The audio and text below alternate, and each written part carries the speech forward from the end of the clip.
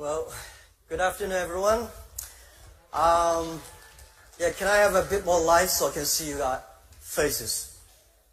Yeah, because I'm scared when I talk to the black. It was a wonderful talk. I was sitting there, I was touched and moved. It reminds me a lot of things that happened to me. But first I would say I'm not talented a person. And I'm not well trained. And I have a lot of I never listen to my teachers, and my mother said, you should have to do this. I said, no, I would never do that.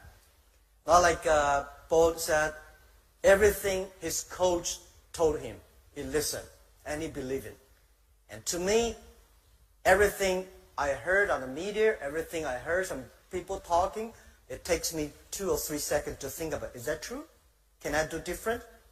This is something that I've been trained for years. I trained myself to do that. I'm not a talented person because I failed many, many times. I tried 7 years in a primary school. Normal student, 5 years of primary school. Because my school was too bad. They say it's too bad because everybody tried to enter the university or enter a good middle school, and we all failed. And I was one of the failure person. And I failed for key middle school, key high schools. I failed 3 times for the universities. And I applied for jobs and I think like 30 times jobs, all failed. I remember when I graduated from high school, I failed the university and looking for a job in a KFC. 24 people went and 23 accepted. I was the only one not accepted. And then I tried to be a policeman. 5 classmates went, 4 accepted, I was turned down. And when we started the business for Alibaba, I tried to raise money. I went to Silicon Valley, talking to venture capitalists. So, over 30 of them, none of them accept us and give us some money. But I think the very interesting thing that I do is that because so many mistakes we made, that trained me. Every mistake, every setbacks, every time people refuse us, I take this as a training course. And I don't think that today when people say, I'm disappointed because I'm rejected by this company, or I'm rejected, I failed. To me, I think if you are rejected by people, that's very natural. If you're accepted by people, that's not natural. Right? When I started the business, tried to sell my products. Every day I have a lot of cold calls, go out meeting customers. I tell myself before I go up, today I'm going to meet 12 customers. I have no chance to win. Not even 1 chance. And then when I came back, there's no chance. I say, see how good I am. I know there was no chance. If I got a 1, I say I would do better than I expected. So every time, every mistakes we make, it's a great treasure of your future succeed. And I would say today there are a lot of books about Jack Ma, about Alibaba, but none of the books I read for myself. I wrote myself. I don't think I should write a book, because when somebody start to write a book for himself, he's old, he's going to retire. But if one day I do want to write a book, I want to write a book. The name is Alibaba 1001 Mistakes. It's the mistakes that make us different. Every time we learn, and every mistake we made, we check ourselves. I find a lot of people fail, always think, I failed because of that guy's fault. Every mistake we made, every time we fail, it's our fault. It's my fault. And how we can correct. How can we do better next time? I start to share a lot of my experience and ideas with many entrepreneurs in China. I want to tell them the thing they should learn is the failure stories of the others. My training course is the failure experience. You know, I was not trained to be a I was trained to be a high school teacher. I never got a 1-day training in a business school. Luckily, I was not trained to be an MBA student. I sent a lot of young people went to MBA schools past years. They were very smart before they go. When they came back, they're all stupid. Because they think this is a professor thing, this is economist thing, this is, we should do that. Because they were so active in thinking, but when they came back, they're like frozen. And the school that I'm setting up in China for teaching entrepreneurs and helping entrepreneurs, most of the case studies are the case studies that is a failure stories. Why people fail. Most people fail. It's just like going to business is like going to the battlefield. Only those people who survive, they are the winners. So when you go to the business field, you have to learn what are the mistakes the other people make. And don't worry, I think most of the mistakes, how stupid that guy is. How can you make a mistake like that? You will. You will.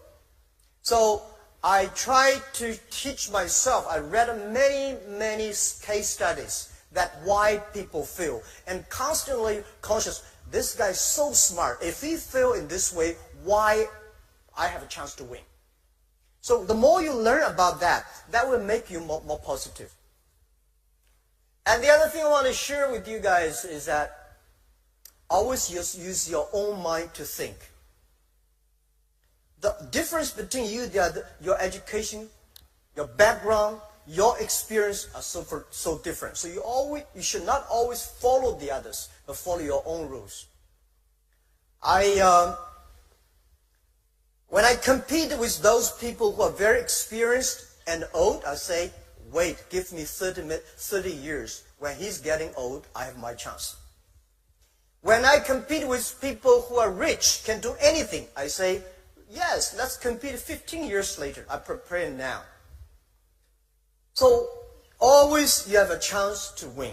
If you really, I'm lucky enough to meet a lot of people in this world. They're very successful people. Bill Gates, Warren Buffett, and even Steve Jobs, and a lot of people. I found those people who successful, they have some wonderful characters, like Usain Bolt. They are optimistic. They never complain. If you're not optimistic, you have no chance to win, right? And if you complain, well, when I complained a lot when I was young. I said, wow, when I want to do some software, Bill Gates did it. When I do this, and that guy did, right? When I want to have some fried chicken, KFC did better than we did. And we always try to be as successful as Bill Gates. It's impossible. There's only one Bill Gates. A lot of people say, well, Bill Gates did not finish Harvard, so I should leave Harvard. There's only one Bill Gates. So, I think those people, they are always very optimistic.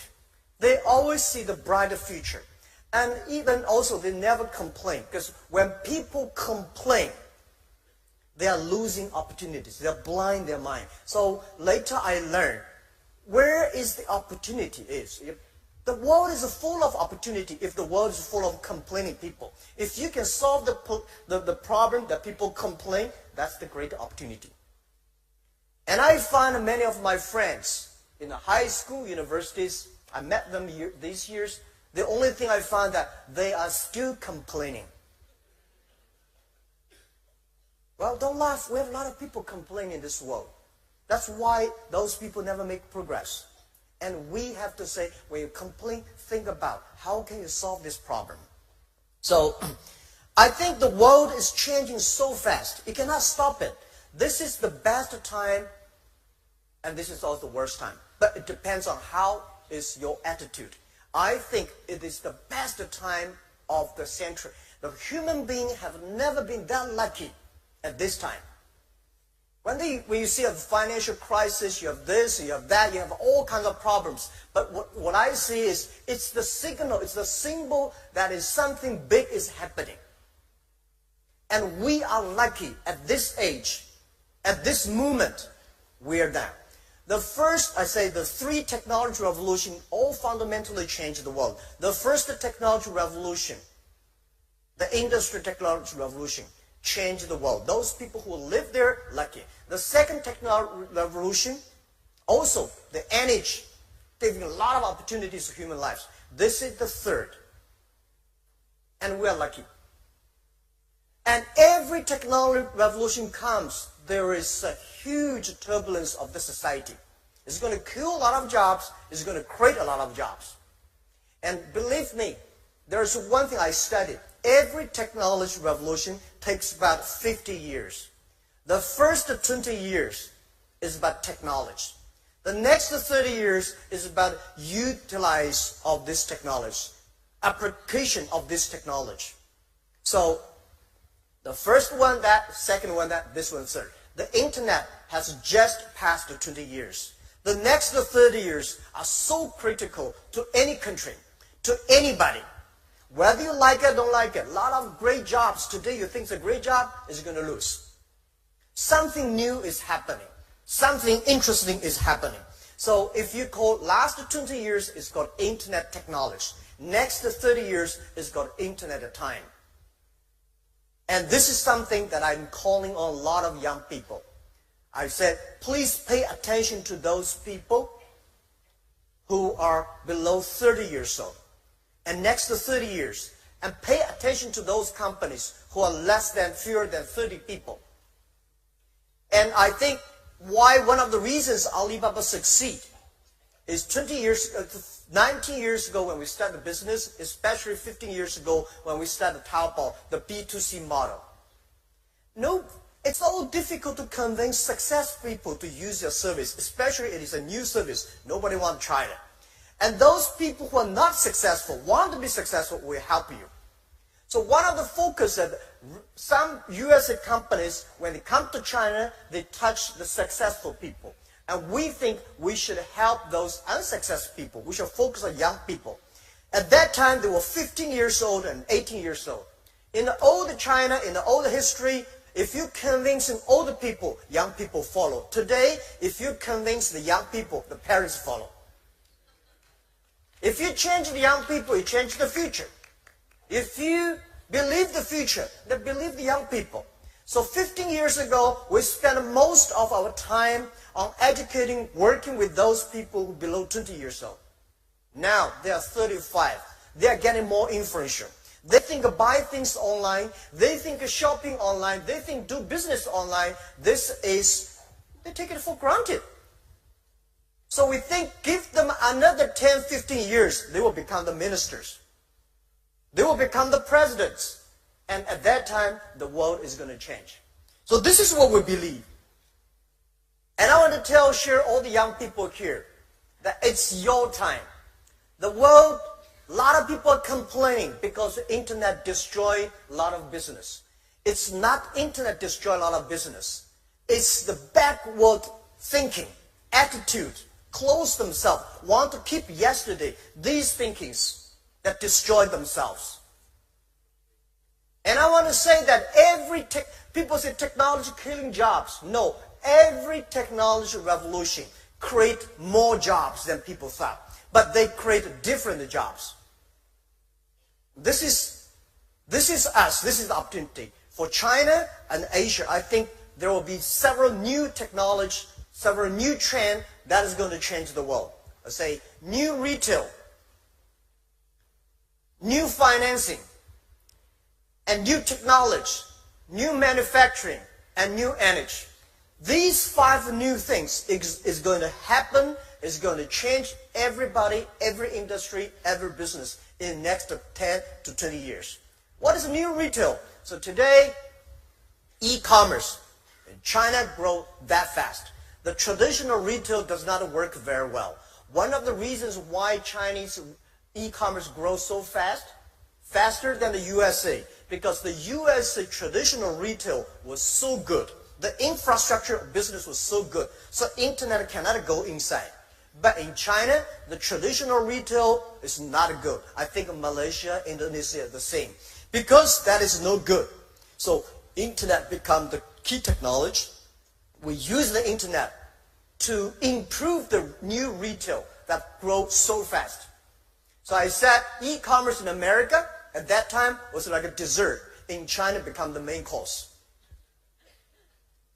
What is the new retail? The new retail means online and offline plus logistic together. Working together, it's going to be a new retail. So in next 10, 15 years, there will be no online business, offline business. It's all going to be online, offline, working together. That is the future.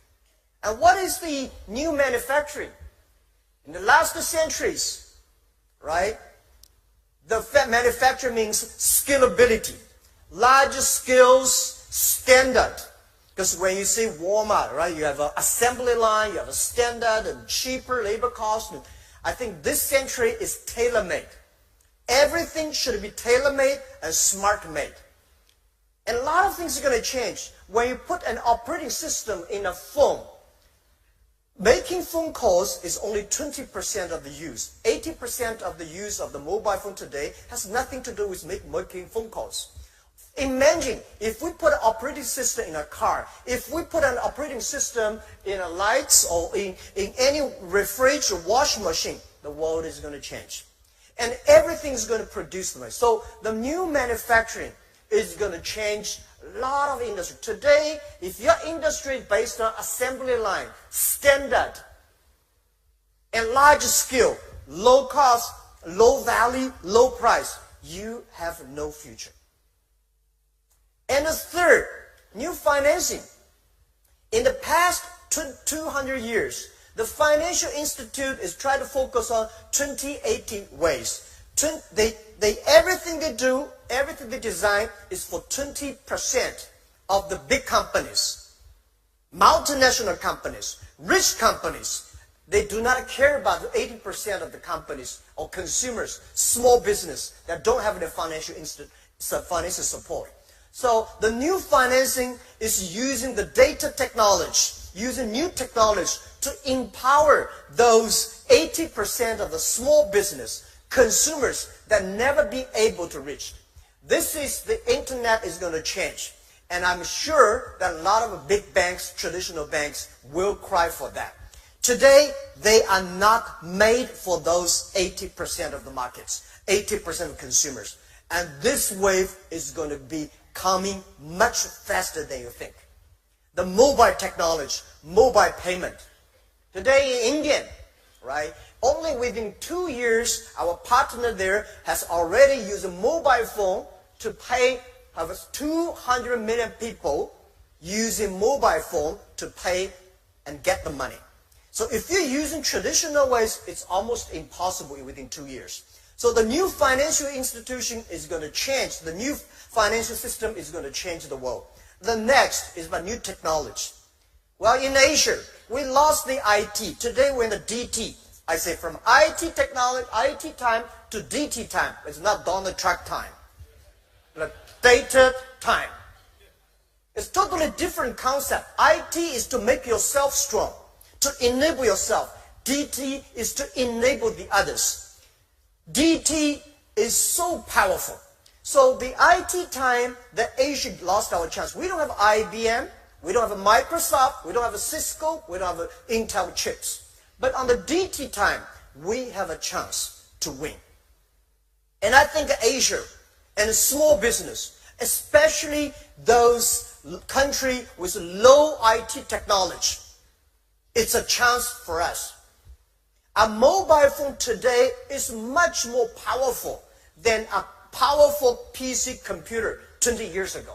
And look at Asia, look at Malaysia, Indonesia, Philippines. So many farmers are using mobile phones. If we can use the mobile technology, collect the data, things are going to be changed. So how we should put efforts, not following the IT way, but following the DT way. What is the mobile technology? What is the data technology? What is artificial intelligence or machine learning? These are the things I think Asian people can have the great opportunity to win.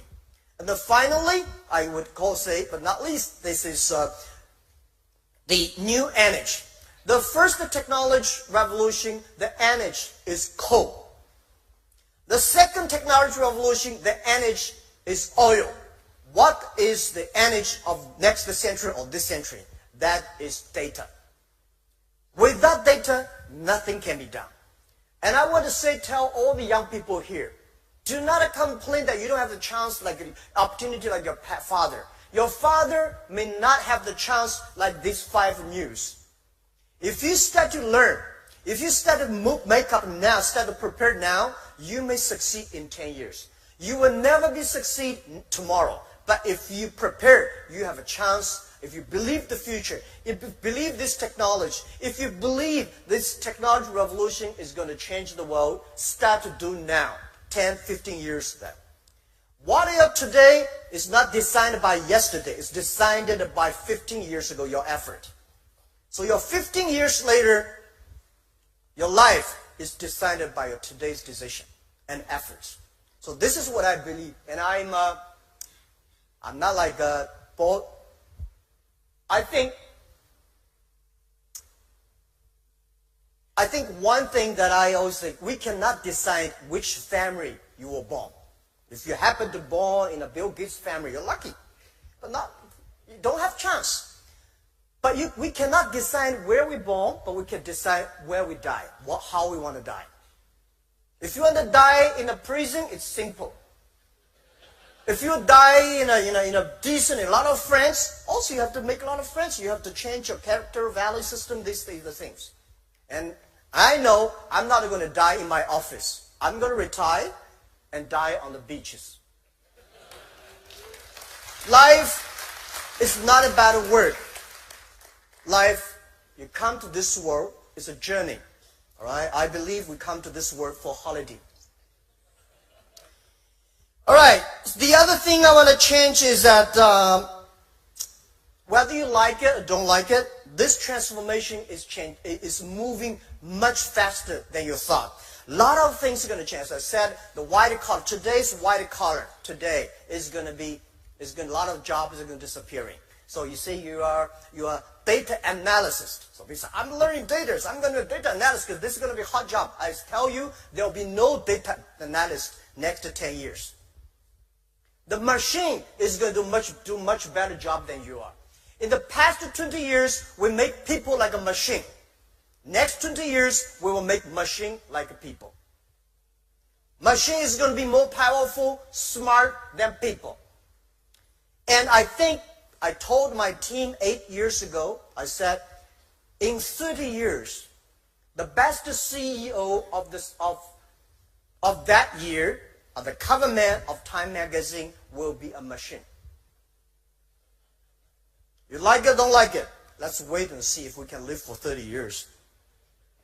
Because in the past centuries, people the business focus on manufacturing. And next 30 years, business should focus on creativity. So because of that, a lot of things should be changed. Let's change the education. Let's change the way we teach the kids.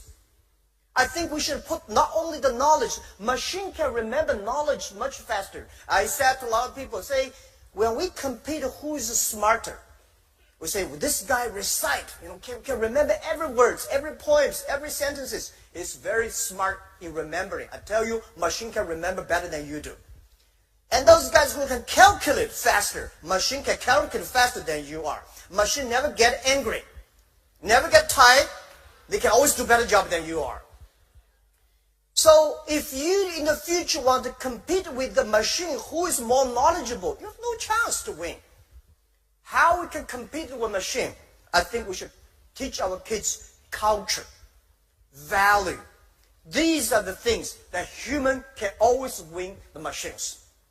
That is why we should teach the kids. There are two things I think the education focus on: imagination and creativity, and teamwork. These are the things that we should teach our kids. We should teach our kids music. We should teach our kids sports. Sports make the kids understand what is teamwork. Music make people understand. Music and painting make kids understand what's imagination, creativity. So if we do not start to change the education, the thing we teach the education, we are going to be in big trouble. Our kids will always complain. It's not their fault, it's our fault if we don't start to do it. So I believe in the future, it's not about the competition of knowledge. It's about competition of wisdom, of experience. How can you survive in such a mobile, such a complicated, sophisticated world? And I say today people are worried because machine getting smarter. They play chess. They play Go better than human beings. So, oh my God, what am I going to do? I never worry about that. Why I don't worry about that? Machine. I don't like the artificial intelligence, the word artificial intelligence, AI. For me, AI means Alibaba inside.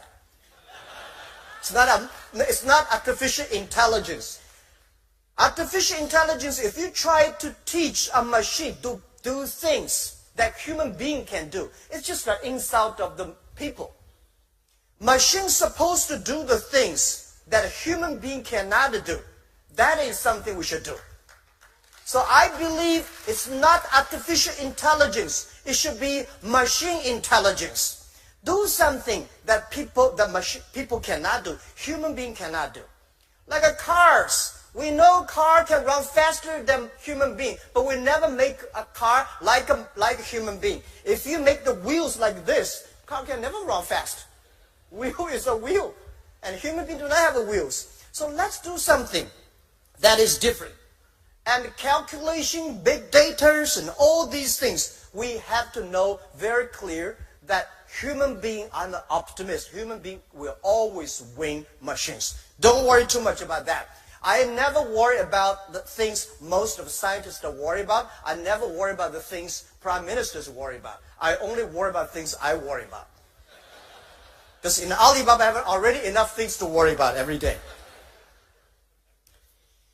The next thing I want to say is that the business people here, young entrepreneurs, I heard young people talking about, I was like, I don't have a chance like a Lee Ka-shing, I don't have a chance like a Mr. Kwok, I don't have a chance like that. I tell you one thing.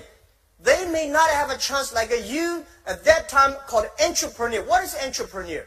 Entrepreneur, to my understanding, is social scientist plus artist.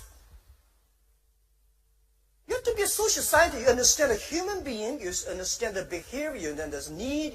Change yourself. And you should be very artistic. How do you make the team?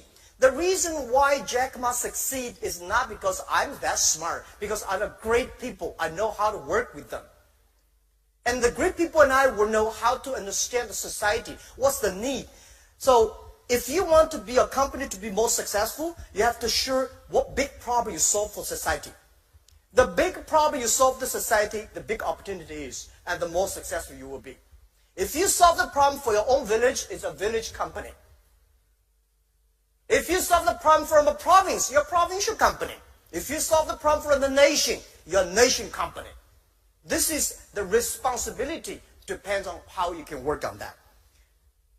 And what is entrepreneur is going to transform? Entrepreneur is going to transfer to netrepreneur, net entrepreneurs. I believe at least 90% of the business in next 20, 30 years will be online. If you do not know how to do business online, normally do a small bit in a business. If you're a small, tiny business, you can only do the local village. But if you, the size of a business depends the reach of your region. So today, when you're using the internet, you can reach the other part of the world, cross the nations, cross the provinces. You understand. It's about respect the other culture. Create value for the other people. So I think next 30 years, it's not the world of internet companies. It's the world of those companies who can using internet better. And this is the opportunity for us. You don't have to know technology, but you have to know how to use the technology, leverage the technology. I'm not trained to be an engineer. Up to now, I still cannot understand why computer can operate.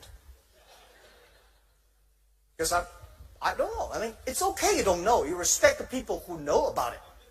Right? Let those people who know about it. And then for the first 5 years, I was the product tester of the company. Because we work for small business. Most of the small business in the world, they are scared of the high technology. When they think about high technology, they don't want to do it. So I'm the product tester. When the engineers finish the thing, I will use it. If I cannot use it, I say 80% of people cannot use it, just to throw the rubbish. If I can use it, it's a good product. And I don't want to read any manuals. I just will dump, click, get what you want. And people talk about, if you're an entrepreneur, you have to have money. No, not necessarily. It's not the money make the difference. If money can make the difference, there's no chance for us. One of the key reasons why Alibaba survived for the first 10, 15 years, because we don't have money. For the first 5 years. We did not raise money as much as the other companies. We using every money, every cent very, very careful. Most of the companies at the bubble period, they die not because they don't have money, because they have too much money. When you have a lot of money, you want to have a fancy offices. When you have a lot of money, you want to hire those people who are good and famous in the big companies. If your company is not ready, hire good people, hire some multinational companies professionals. You are killing yourself. Don't do that. It's just like if you put a Boeing 747 engine in a poor tractor, it's going to destroy your tractor. And both sides are frustrated. I made a lot of mistakes on that. So when you don't have money, you will not make stupid mistakes like that. And the best people is not outside your company. The best people are always in your own company. They believe in you. They believe the ideas. And spend time on that. A lot of people love to spend money on the equipment and machines, but not spending money on their people. And spending money on the people, training them, giving them opportunities, and share with them the mistakes, listen to their mistakes, working together. That will make you really good. And I would say, people say, wow, how can Alibaba have that many talents? I tell you what, 15 years ago, when we started business for the first 3 years, we cannot hire people. People say, internet, Alibaba, such a strange name, right? And no money, no fun, no reputation. So we said we hire people so difficult. So that we only hire those people if they're not that much disabled, we hire them. They join the company, and years later when we got something and people get more powerful, they start to head hunting us. They take our good talents. And those people who were good, they were all headhunted. Those people were not good. They have nobody to headhunt them, and they stay in the company, become very successful. To my understanding, those today, the best training, people, he's the expert of internet.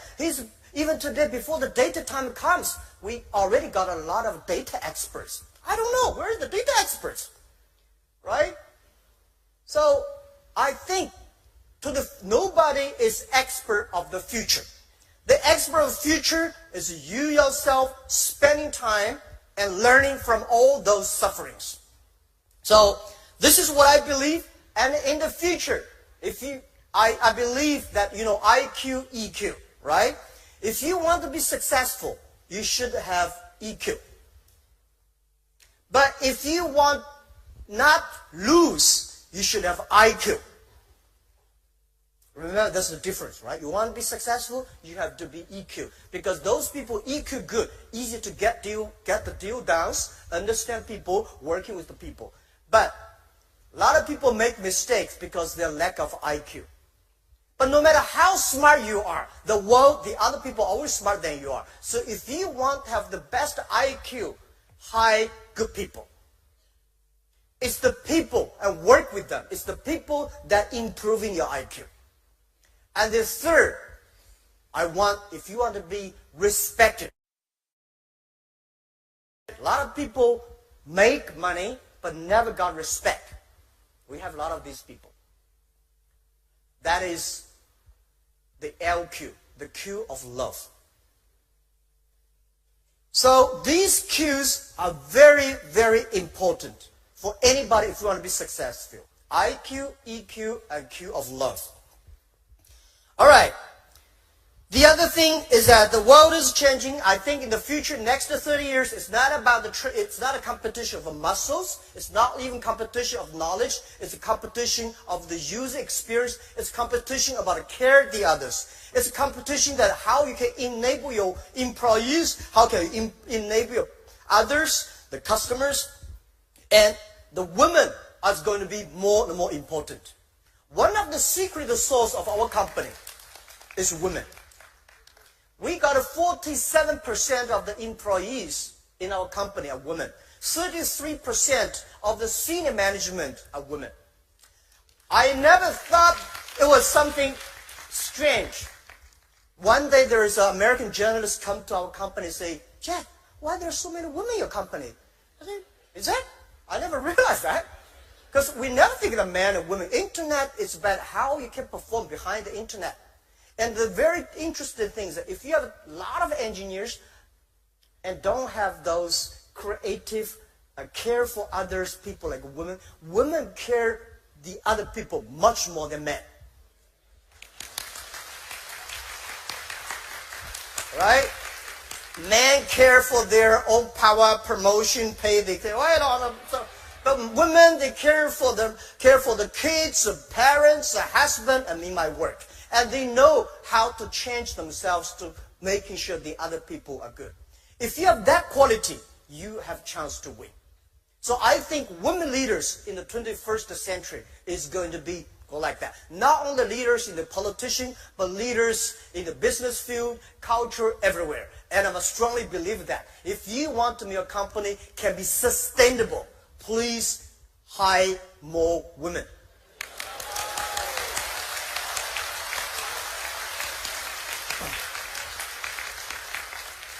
I'm not talking like a politician. I prove it by our company.